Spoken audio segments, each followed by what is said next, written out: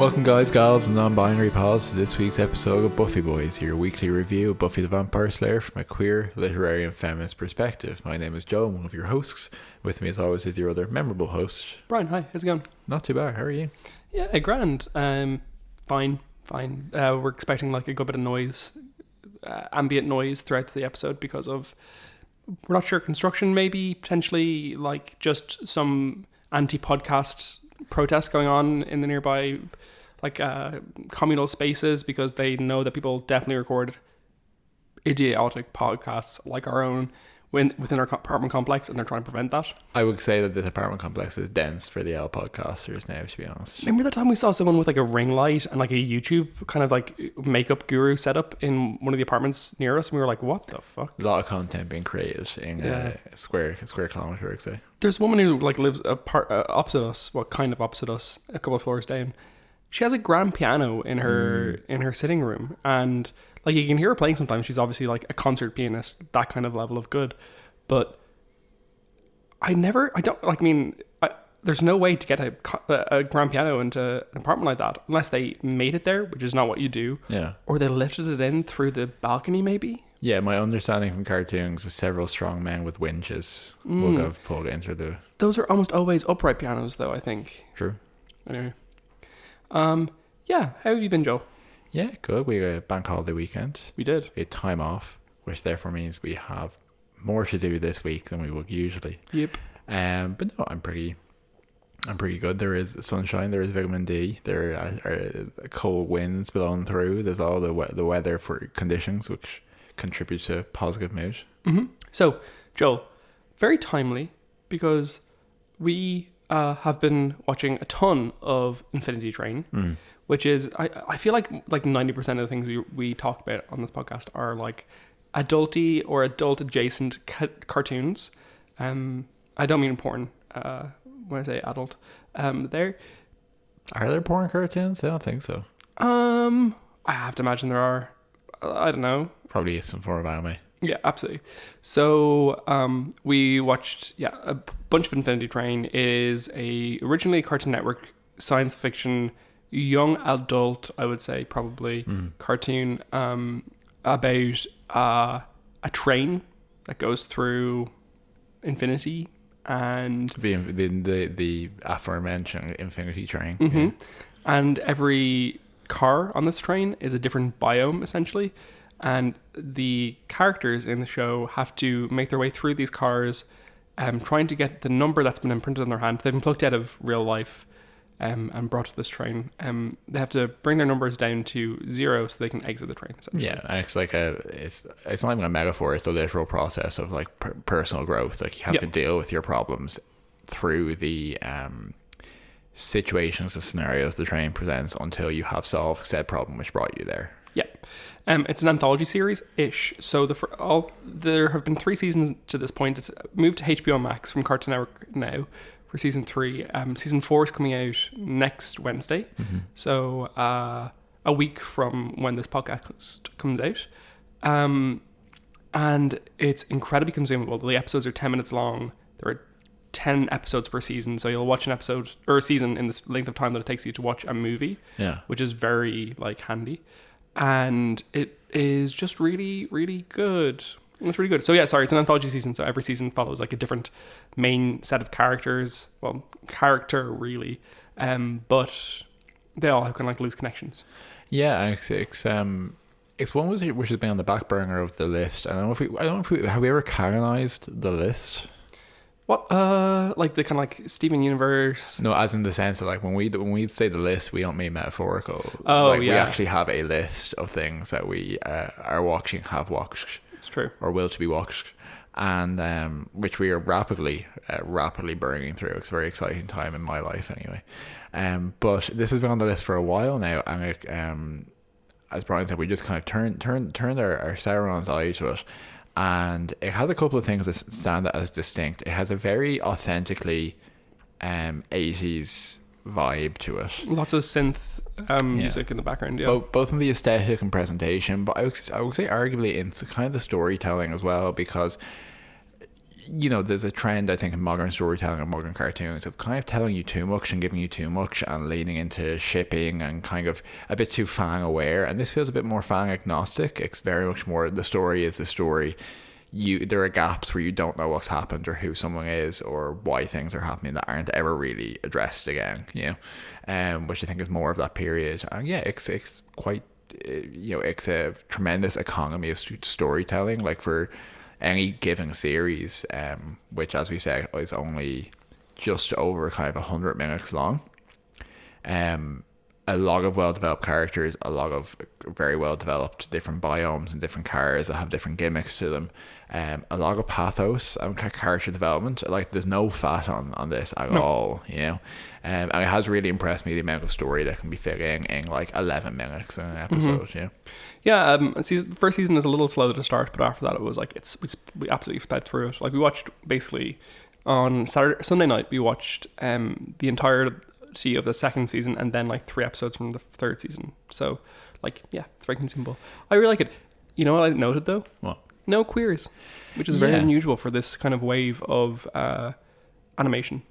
Yeah, it has a history of it's one of those shows where I think the pilot was like 2015 and then part of it was picked up in 2016. It has a very kind of long development period to it. And I find them in shows, particularly anime shows, stretch over that period. I think we noted it for something else recently as well, but like they're very fickle to the zeitgeist of the time and the tone of the time, I was saying to Brian that like even in Milwaukee, I was reading a Wikipedia article the other day which was like list of queer characters in animation 2010s to 2020s 2020s onwards, etc., and that list balloons massively. And even in recent years it's like, here's the local characters who aren't just like a more common demographic. Here's like characters who are genderqueer, here's characters who are identified as asexual and all that kind of stuff, so I would say that if the 4th season has been produced in recent history, like I would not be surprised if we saw a queer character in that somewhere. Fucking better be, otherwise I'll protest. Is of your ilk, the gay agenda is getting more gays in cartoons. That's the only thing we care about. Getting gays trapped on trains, going through space. But I absolutely recommend it. Very, very easy watch. A lot of likable anthropomorphic animals in it. There's a corgi. There's a corgi. There's some good jokes. There's some quite scary monsters. And this 3rd season was so dark as well. 3rd season was incredibly dark, and we cried a lot. And it was very unexpected. But I think importantly, like, they don't necessarily understand who they are or why they're there, where they've come from, which brings us to this week's episode of Buffy the Vampire Slayer, which, as we've definitely already mentioned, it is season 6 episode 8, Tabula Rasa. Tabula Rasa. I've always said Tabula Rasa, but Willow in the episode says Tabula Rasa, and my Latin is not as sharp as it once was. Okay, God. So I would have learned a good bit about, like, Tabula Rasa from philosophy classes in college, in which obviously John Locke's Tabula Rasa is kind of the idea that people are born with as blank slates, and it's kind of everything you learn is empirically based on that, and it's kind of in contrast to your kind of Hobbesian concept of there being inbuilt selfishness into humanity that exists before, etc. I think it was Tabula Rasa that we said, but now I can't even remember which one is the one I usually say, because I've said it 5 times in the space of 2 minutes now. Yeah. Anyway, if you aren't already aware, Tabula Rasa literally translates from the Latin to blank slate. And it's the concept that of personality or a person with no memories in this instance. Very, very clear. Okay. Buffy and summary, if you would please. For sure. So season 6, episode 8. It was first aired on November 13th, 2001. It was directed by David Grossman, who last directed Bargaining Part 2. And was written by Rebecca Rand Kirshner, who last wrote Tough Love. And here's your Buffy and summary. Willow's attempt to remove Buffy's memories of Heaven and Towers of their row accidentally deletes everyone's identities. Giles thinks he is Anya's fiancé, Anya specifically, and Spike's father. Spike thinks himself human, or at least good. Attacked by vampire minions of a lone shark over Spike's gambling debts, the group nonetheless fights effectively. The spell breaks. Tara leaves Willow. Giles departs. Spike and Buffy kiss again. So yeah, there you go. Yeah. How'd you find the episode, Joel? I thought it was great fun. Yeah, it is. I found this episode, so yeah, like a classic mix of like a fun premise precipitated by something inherently dark, which is, you know, fight between Willow and Tara. Tara says, like, literally go a single week, please, without doing your addictive magic. Which is very sad because Willow says, oh, I'll go a month. And Tara's like, if you can go a week, that'll be enough. And she goes 12 hours, like, say, if even that. Yeah, less, because, like, immediately upon given the chance, she's, like, using spells just to change her clothes.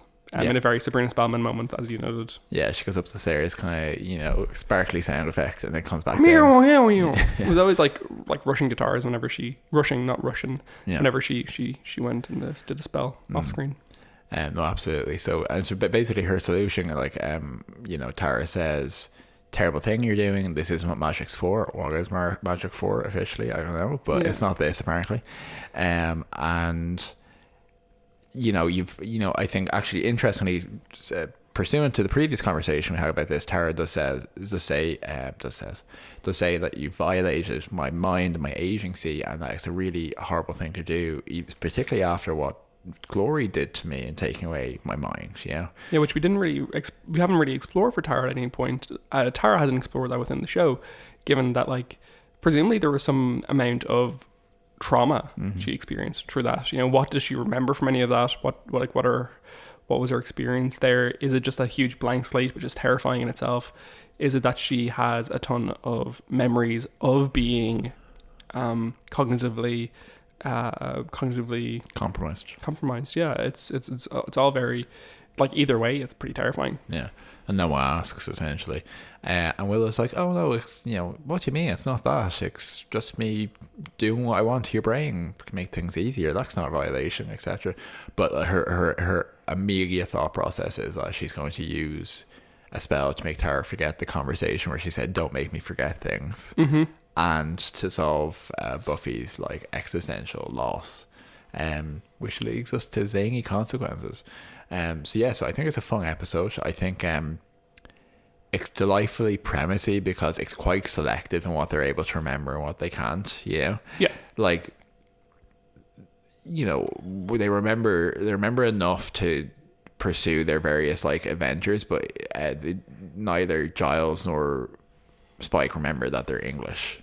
Yeah, it's a funny one because, like, it's as you say, selective, but, like, you know, selective in the way that, like, you need these things to be selective because otherwise they're going to be literal babies in this situation. If you remove it, somewhat, like, part of the idea of, like, tabula rasa and blank slateness is if you remove someone's entire experiential thing, like, you don't just get left with someone who's able to walk around and talk and stuff. You get left with, like, a baby, you know, or, like, maybe cognitively very, like, capable baby, but you certainly don't have someone who's you know, your memories aren't just like these fragments that, you know, exist apart from everything that you've learned. Like, if you remove someone's entire memory bank and everything they remember, then you can't leave them with speech. Yeah. You know, which is, like, fine. Like, I have no issue with that whatsoever in terms of the storytelling. The storytelling is perfect in my perspective in terms of the mixed hand it takes with spellness, memory, and whatever, because it, you know, uses a quick solution in terms of, like, you know, what the writing needs to do to get to a place where you're exploring violation, memory, identity, personality, and, like, leadership roles, etc. It's neat and it works. Yeah, and it's absolutely something which we were thinking Buffy's quite consistent with, in that whenever you introduce magic into a genre situation, there's a massive push to codify it into a system of rules. Yeah. And magic, and in its kind of, like, interpretive, emotive, historically very feminine aspect, is not necessarily well aligned with that sense of, like, there's these repeatable series of steps that will always produce an observable result.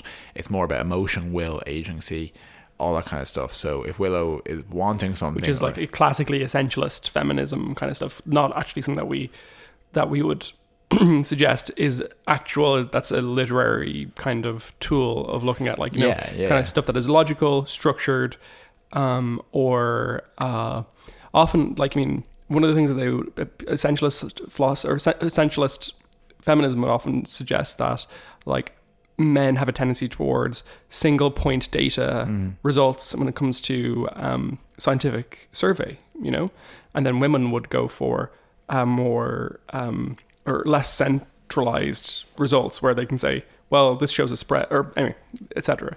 And a lot of that stuff is like, I mean, you've no idea how much of it's cultural, how much of it is just bad theorizing in terms of like, does that actually happen? But yes, so classically, femininity will be associated with, as you were saying, like emotive truth and kind of suggestion rather than forced logic and deductive steps, etc. Yeah, no, absolutely. And I think any sentence for any group that can be summarized in 2 sentences or not is going to be fairly broad in its application. For sure. But I think historically, in terms of the actual use of magic in literary context, and also just in terms of actual groups and Wiccan groups and things like that, I think it's refreshing to like not feel this need to be hyper specific and hyper like, well, I hope someone got fired for that blunder or that kind of thing. Exactly. About it, It really made me. The thing I was thinking about that specific concept a lot with this episode, because one of the plot points was like, none of them have to look in the mirror to find out if their face matches their identification.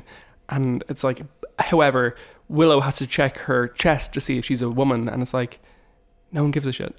Like, is that actually what you're watching Buffy for? It's very like people on Twitter being like, about the boat and Suez Canal, being like, well, why are you even putting your cargo on boats? Why not just put it in a truck? It would be more efficient. So it's like having opinions that are just so like not relevant to anything that's actually of value in our limited life minutes, But yeah, anyway, back to careening back towards my point. I thought it was good because it's I think that always does give context for like why do things happen a certain way, and it's like because that's the way it had to happen, it was wanted to happen, that's enough of an explanation. I guess it's into a situation where we're looking at it to return to essentialism, what is when removed of the higher order concerns, interpersonal relationships and pressures for these characters, what traits kind of come out in them naturally, what relationships develop, and as you said, there's a couple of, I think, key points that arise from that. One is that Dawn and Buffy have quite a natural relationship with each other, which I think is quite a sweet point and quite a positive point, that they do naturally, Buffy is naturally protective of her, but they do react as sisters, which I think speaks to the reality of their family, even though Dawn, as we've discussed, is a kind of constructed individual, whereas by comparison, Anya and Xander have absolutely no interaction of note in the episode, whereas Anya's nature and kind of being afraid of bunnies and loving money, kind of comes through quite more strongly than any affection she has for Alex Harris, and her excitement about being engaged and the ring involved. So that is definitely damning. So this episode is written about quite a lot by Rhonda Wilcox in Why Buffy Matters, because she has a whole essay about just like naming and naming conventions in Buffy, which is a great like topic of conversation. She talks a lot about the various Williams. You have your Liam, your William Bloody, your like Billy is Buffy's, etc. Liam is diminutive of William in Irish. For the most part, I don't think there are any. I think there are plenty of people called Liam who would really balk at being called William. But it's definitely where the name originated, even if a person's name isn't William. Yeah, I think it is. I wonder. So, like, sometimes, like, translation of names across English and Irish is such a bizarre concept, and it happens all the time. And it really shouldn't. Like, there's no equivalent of names. Like, whatever. But it could be that Liam as a name existed in Irish completely separately to William, or as a separate like branching path to William from another source, etc. Anyway, she talks a lot about naming, etc. in this episode, but she notes that the episode is very much a blueprint episode. So other blueprint episodes would be like Restless, where you kind of get a lot of structure in that episode, going backwards and going forwards. And then you have something like Fear itself, where you see like all the gang kind of exhibiting all the concerns, worries, trauma and problems that they'll like kind of explore going on in the episodes to come and previously. In this episode, you definitely see that. You see stuff like Xander and Anya's like oncoming problems. You see Buffy kind of struggling with identity and selfhood. You see Spike really wanting to be good. And stuff like that. And I think you also see a lot of like weirdness about Giles as well, in a way that, like, you know, his kind of authoritarian, strict structural kind of stuff, which is very fascinating. But yeah, it's definitely a blueprint episode anyway. Yeah. I think that there's some one of the interesting, I suppose, which I was surprised at, was Dawn is quite a bit more childlike, or quite like less confident. Yeah. Yes. Almost like her like early season 5 portrayal, I think. Yeah. Yeah. Which I don't know if that belies that she's just trying to act older than she is at the moment in some ways. Yeah. I think it's also like associated with the fact that, you know, this situation for both Dawn and Buffy forced them to grow up and forced them to be very mature very early in their life. I mean, even Dawn, who's obviously the sheltered younger sister, has to be so much more willing to engage with pretty horrifying stuff on a daily basis than most people her age, children her age. Yeah, and I think it's definitely a template episode for like, okay, well, Spike, who at one point was this like horrible villain, is really just the comic foil in this group now as well. You know, like very much here to wear bow ties and have adventures. Yeah. It's also odd because it's the first episode where Spike is like folded into the fold in a way that like he's caused the issue in a large way, where, like, you know, his loan shark, the loan shark is the issue here, you know? And that kind of foible is something that would cause problems for other characters, like, you know, oh, Willow was talking to a Wicca and she got like followed home and the gang have to band around her and help her, etc. Very much what happens with Spike here is that, you know, he's the source of a problem here and the gang doesn't balk at it or reject it outright. Like, obviously they don't get really much of a choice about whether or not to help him, but it's part of that like integration of him into the gang, you know? Yeah, and I think there was quite a lot of what's the word I'm looking for? Like you there was often like a contrived reason why he was essentially there, you know? Or why they needed him on this particular occasion. I think that barrier has massively softened by now, where it's just like, you kind of, if they were to call all the Scoobies together, they might call Spike just because it might be helpful to have him there now at this point. Yeah, you wouldn't exclude him at this point. Yeah. So it's just interesting. Definitely like a lot of good comedic chops from everyone kind of across the board. I think seeing a classic shot is them of opening a door to a vampire and then all screaming in the vampire's face and running away. Yeah. That's it's an incredible shot. It's a salve, yeah. We've used that in tweets before, that gif. Yeah, absolutely. It's evergreen. And in terms of what kind of comes through essentially as well, it doesn't take long for them to be like, you know, A to B to it's magic and vampires are real. Yeah. There's not even one of them who's kind of like more suspicious of that. Yeah. So Wilcox talks a lot about as I was saying, names in this episode.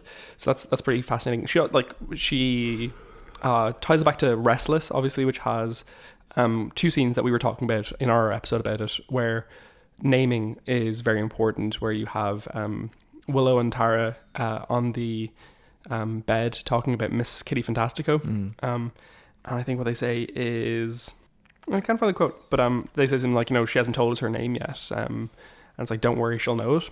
And then also Riley towards in Buffy's segment of Restless says, Buffy, you've got a lot of important work to do, lots of filing, giving things name.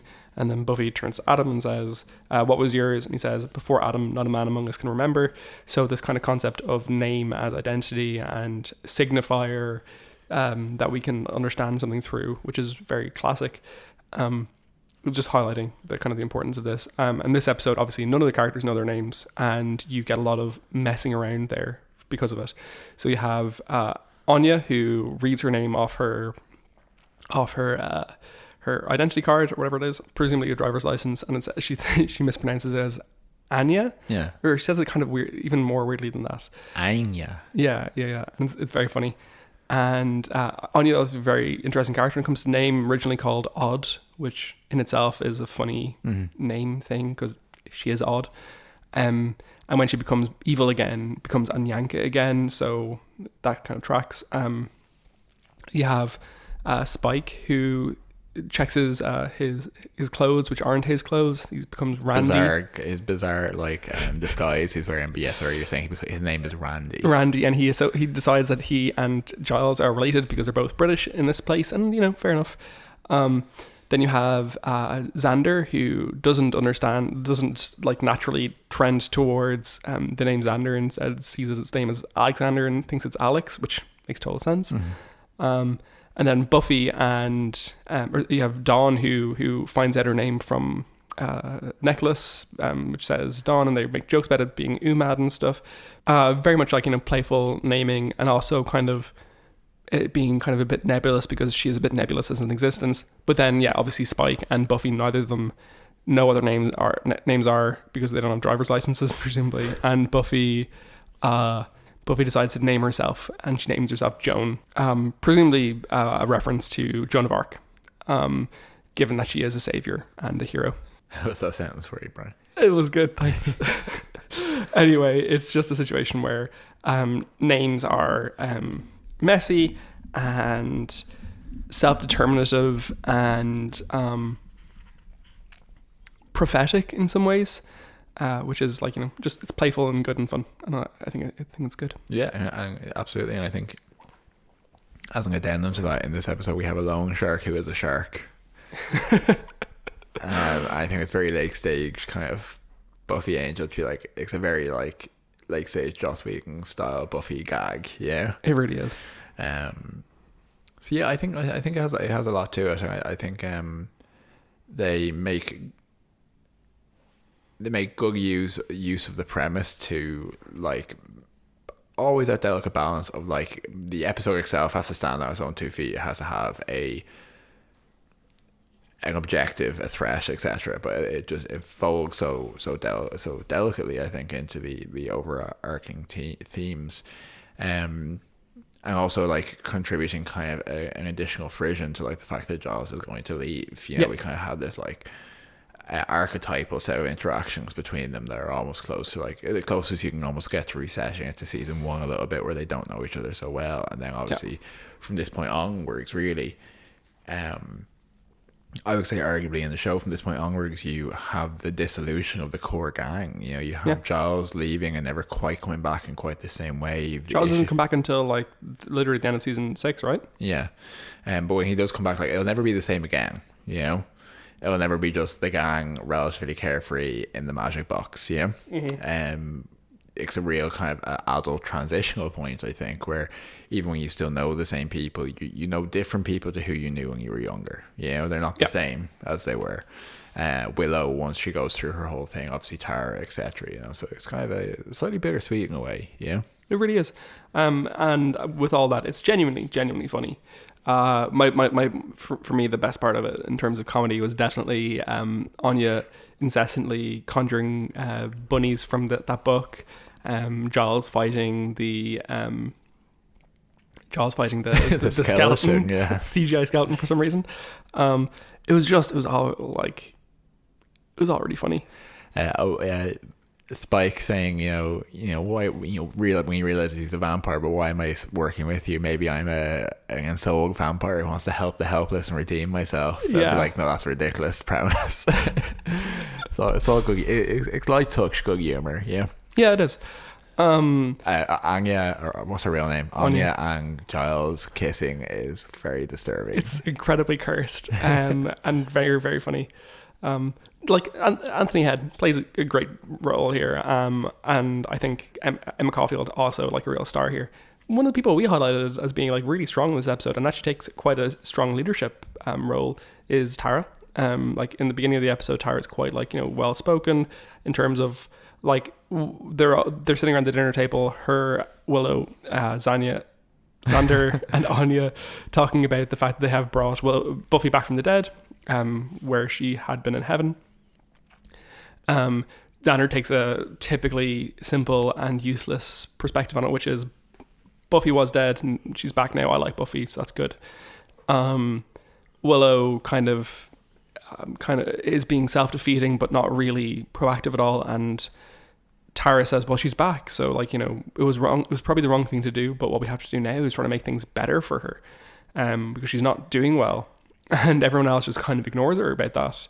They don't really give a shit, which is pretty awful. Yeah. And then Tara, when they're walking through the sewers and stuff, just quite like declarative and quite leadery, which is really nice to see. I think Tara's as a character is underserved in this show, just overall. Yeah, it's nice to see that she retains that and she doesn't revert to something more shy. And also just like a little note, but like valuable is that Willow retaining is the fact that she's still gay. Do you know what I mean? And that she's attracted to Tara, and there's a natural connection there. And I think that's a nice thing at the time to reinforce that like this is like something that is not in any way situational. Yeah. There's a nice moment of her saying to Dawn, reflecting the line that she had said in Doppelgangland when she says, and I think I'm kind of gay.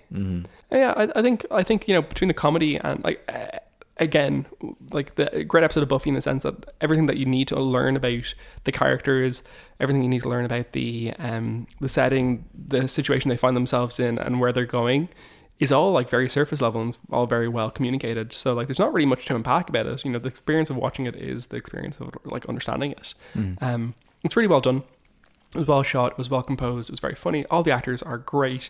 Again, like Sarah Michelle Gellar, so underserved in terms of how people communicate, how people talk about her comedic chops, because she has comedic chops like really like very strongly.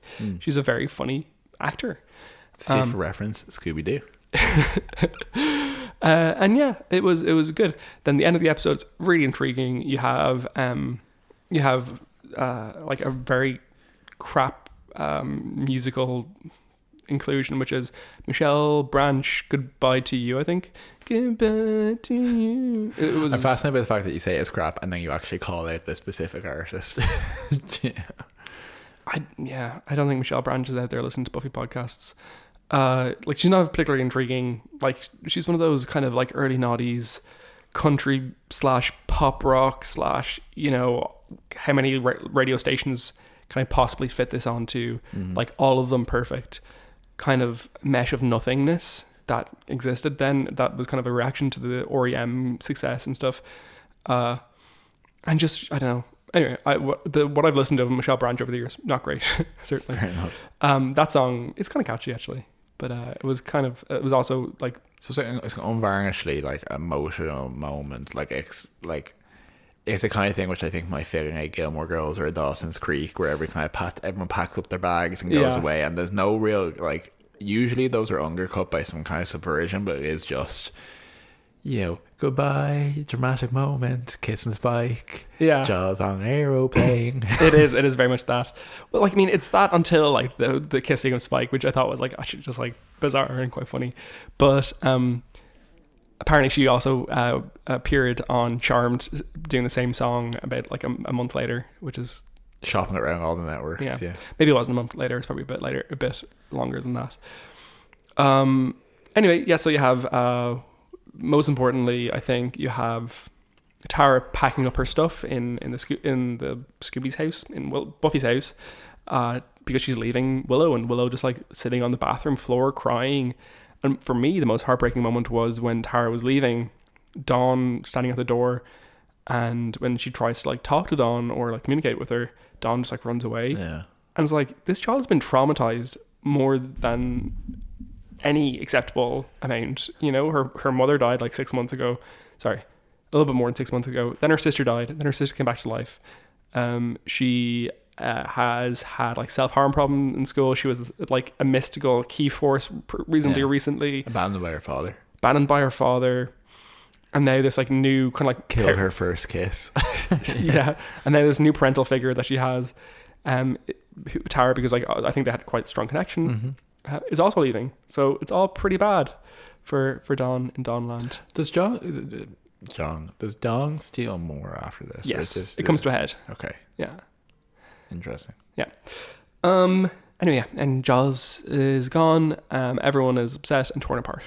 Yeah, Jaws on a direct flight apparently from Sunnydale Airport to London Heathrow. Yeah, it's because of all the people who use that flight. It's because of all the people from London who love visiting Sunnydale to see its attractions like the ice rink and the zoo, the beach maybe. The beach occasionally. Yeah. Anyway, that really cool church actually, the one that that Faith and Buffy holds hostages in. That's actually quite a cool church. Yeah. Yeah, it was. Okay. Buffy Bits. Yeah, so I thought it was interesting in Xander and Anya's apartment how they Xander has like a wall of tools as like a set piece or like an attraction, which I thought was quite nice. Were you just like, oh, I want one of those? I wouldn't hang a tool wall until I knew how to use some of the tools on it, I think. But like I wasn't averse to it. That loan shark, or it might be that loan shark, or it might be another loan shark, but in the Angel comics goes on to be one of the Lords of Hell that Angel has to fight when LA goes to hell. We also see that Spike has now developed the ability just to walk through the midday sun while wearing a hat. Yeah. I thought that was absolutely egregious, the way he had nothing covering him coming in. Yeah. Great. I have a couple of Buffy bits for you there, Joe. Apparently the set on which Buffy and Spike are fighting the lone shark, actually no, they're fighting each other and then the lone shark towards the end of the episode, is the set that would go on to be used for Desperate Housewives. Oh, very good. Yeah. So that's Wisteria Lane. Obviously, I think you probably know this yourself. It's very similar to the episode of Angel Spin the Bottle, which will happen in the next season of Angel. Yeah, where they get reversed as their teenage mind sex. Yep. I have in my own notes just Willow is the villain of the episode, and it's like odd because it's very much I keep trying to say forsaging. So you're combining like foreshadowing and presaging. Yeah, but it's the only thing I can think of whenever I'm talking. Because there's loads of foreshadowing in this show. Anyway, foreshadowing Willow becoming the villain of the season. Spoilers. Apparently, Tabula Rasa, like as a phrase, goes back to ancient Greece. I don't really know much of it, much of the history of the phrase beyond the kind of John Locke stuff. And then also a couple of places note that this episode is very similar to Next Generation episode Conundrum. In which they all lose their memories and have to figure out what's going on, right? Yeah. And Picard doesn't take a leadership role there, does he? So yeah, no, in that episode they kind of assume that Picard might be the leader because he has the 4 pips on his collar, but then Worf thinks he might be the leader because he's wearing a sash, and he thinks he's the most decorated officer. It is currently hailstoning, yeah. Which is a great sign for April. Anyway, the last thing I would note for this episode is just that I enjoyed it. I enjoyed the reverse shot. It was very, very intimate, very close up of Tara and Willow in Xander's apartment. It was very it was just oddly like a moment of like very good photography. I thought it was very enjoyable. Anyway, yeah. Should we? Do you have any fashion notes there, Joe? Yeah, I thought that the Spring and Spellman outfit that Willow wears is actually quite chic and fashionable. Yeah, I thought it really, really suited. Definitely kind of hot. Really suited her. Yeah, I was really into it, and I think that Xander actually looked quite well at the start of the episode. He looked like confident Xander from The Replacement. Which I was into. And yeah, just like as a fashion note, just like Spike in his Randy costume, which you may have noted is the same outfit he wears in Restless when he is dreamographying into being a apprentice watcher for Giles, which is obviously a very similar relationship here. Lots of Restless comparisons in the episode.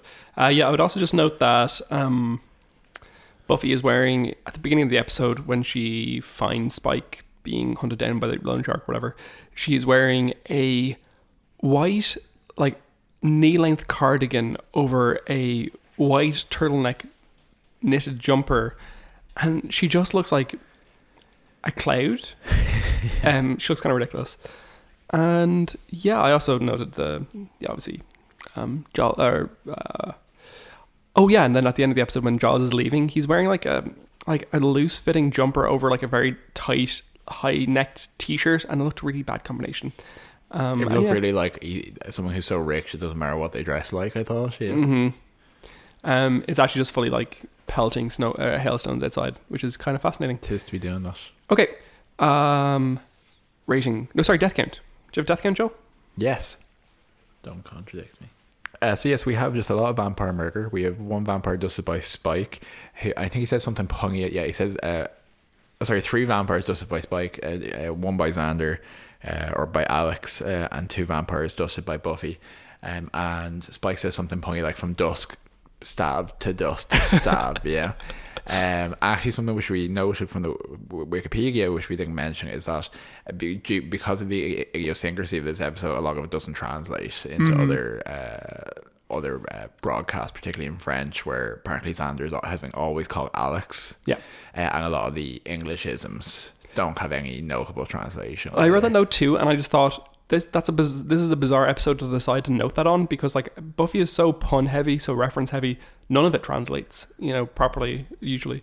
Though I did watch a very fascinating feature on Gilmore Girls DVD one point about the translation of Gilmore Girls and the challenge therein, but apparently they put like tons and tons of effort into the dubs. Yeah, it's such it's slightly outside my area of expertise, but I do think translation is such an interesting concept and topic.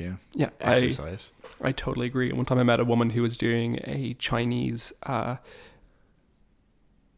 translation of Finnegan's Wake, which is by James Joyce. It's also probably linguistically one of the most like bizarre, dense, messy, made-uppy texts that's ever entered the like standard canon of literature.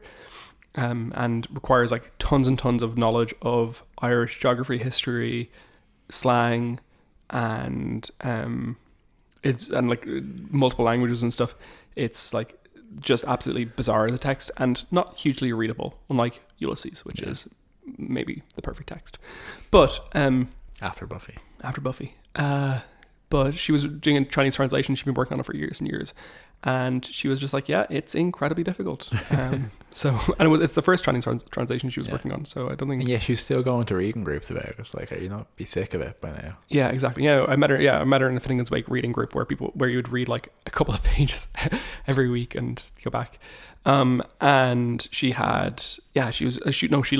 loved it, Joel. She was like fast. She was like, oh, so this is a reference to this, or like, this is a pun in this situation. And you'd be like, oh yeah, it seems like quite a clear pun when you speak both Irish and English. And she's like, well, I speak English, Chinese, and 5 other languages, but I don't speak Irish. And you're like, yeah, well, like, so difficult. Yeah. It was such an undertaking. I was so impressed. Quite a challenge.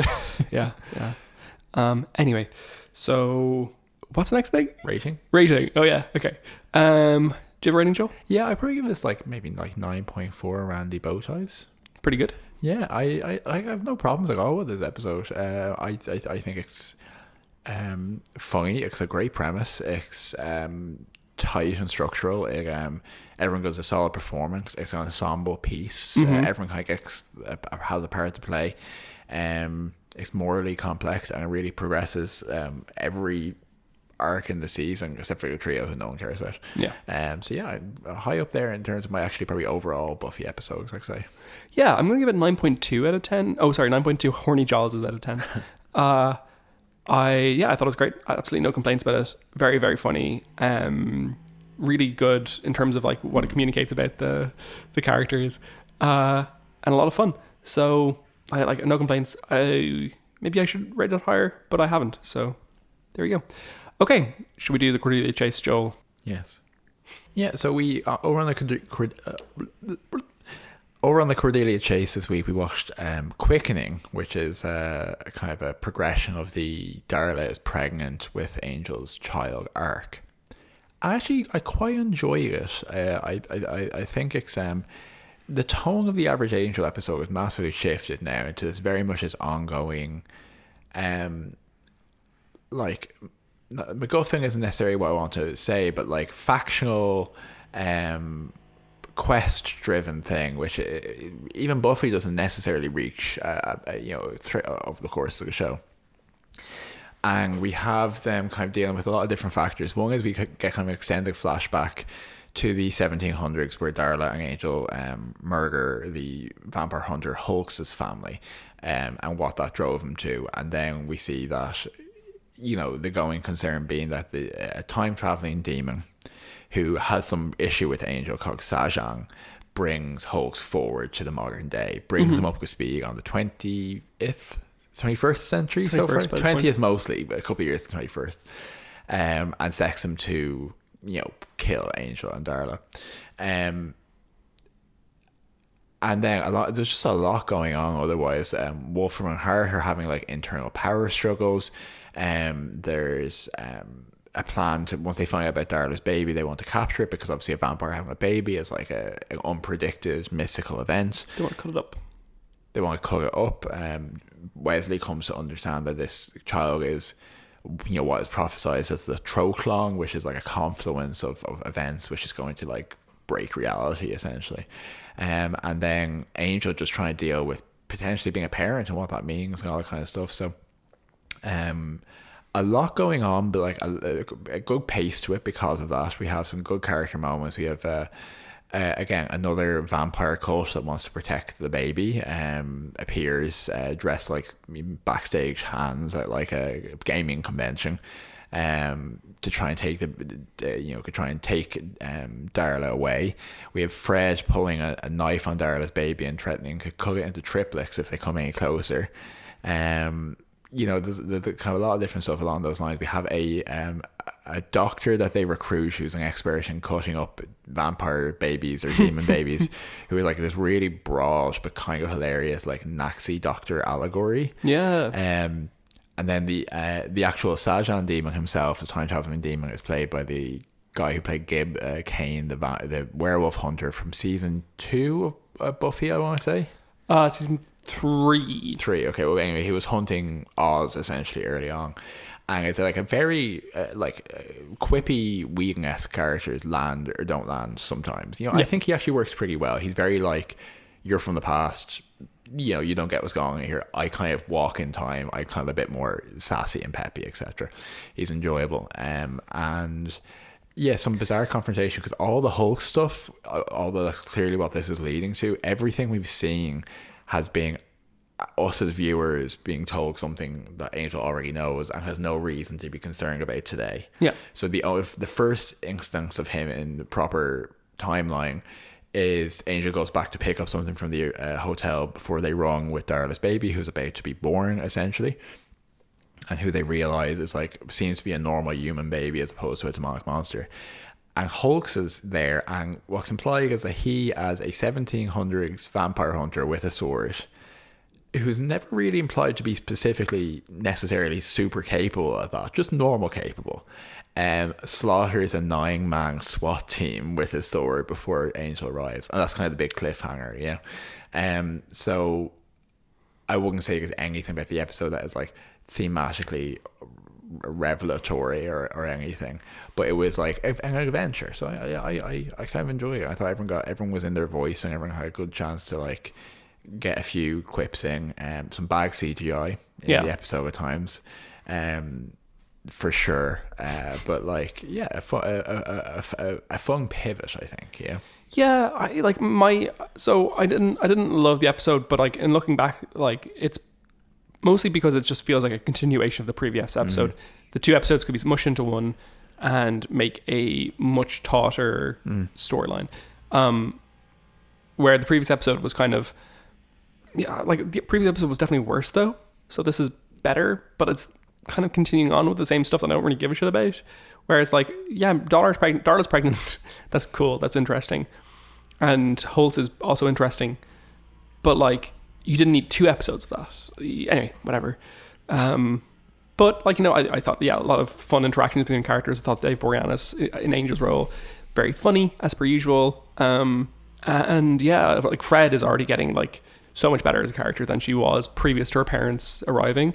She's kind of like just kind of surprising, useful, interesting. Kind of scary at times. And a bit of a weirdo, which like, all things I like in a character. Yeah, absolutely. So Cordelia's fringe is deeply broken though. It is, yeah. It's, she needs some fringe repair. An enjoyable episode. Fringe is a bang for Americans. Yes. Bangs. A pacey episode, and then we'll see what happens next week with Seg Vampire Baby. What would you give it out of 10 failed feminist gestures? Like probably a 7. I think anything lower than a 7, I think is like I have problems with the episode. I didn't enjoy it. I'm not saying I think that this is like a super like Hall of Famer, but you know, I was like, there's a lot of weird 90s-esque stuff happening in this episode, and I'm kind of enjoying where it's going from moment to moment. Yeah, fair. I'm gonna give it a 6 failed feminist gestures out of 10. Yeah, great. Okay, so we are concluded. Thank fuck. To do the many other things which have to be done. Yeah, God. But that doesn't mean that we didn't enjoy the time we spent with you, dear listener. Our respite from the various responsibilities, non-vampire based responsibilities of our life. So we'll leave it there for this week. We hope you enjoyed the episode. We hope you're well. If you did enjoy the episode, please tell your friends. Tell your... Oh, no, I can't remember. What was I going to say? You know, because I'm amnesia. Yeah. And we will see you next time on Buffy Boys. Still singing? Yeah, I'm kind of stuck. I can't stop singing. Oh my gosh. Buffy Boys. See ya. See us.